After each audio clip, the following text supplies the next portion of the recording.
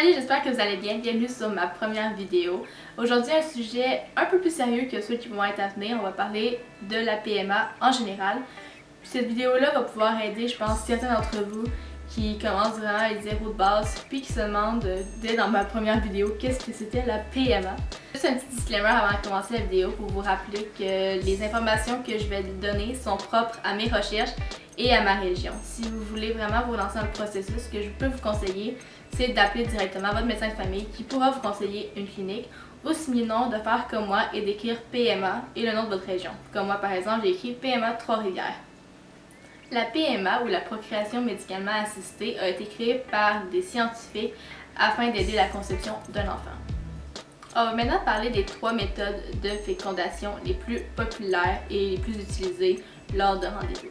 Là, vous surprenez pas, je vais sûrement lire parce que c'est vraiment des termes scientifiques, puis je veux vraiment être sûre de vous donner la meilleure information possible.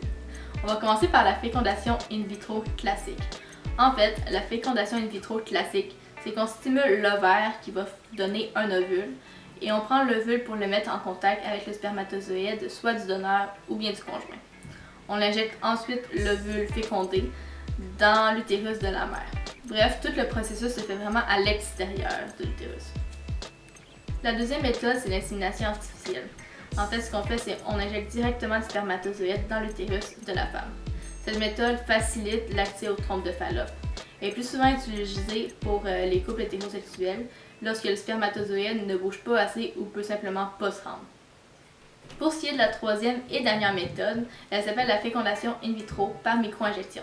Elle est très semblable à la première méthode, la fécondation in vitro, par une seule différence, c'est que celle-ci, on prend le spermatozoïde que l'on insère à l'aide d'une seringue dans l'ovule.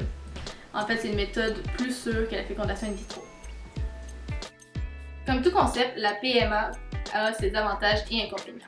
Les inconvénients que j'ai retenus sont les inconvénients de cause naturelle, soit causés par la fatigue ou encore par l'âge.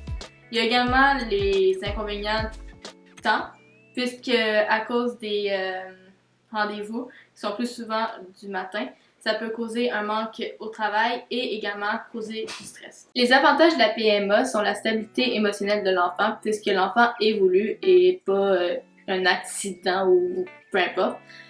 Ça diminue également les maladies chez l'enfant puisqu'ils sont détectés avant la fécondation et permet évidemment aux parents d'avoir un enfant biologique en étant 2 parents du même sexe. J'espère que cette vidéo-là vous aura plu. C'était vraiment une vidéo informative et très orale, mais je trouvais ça important de la faire pour ceux qui avaient vraiment zéro de base.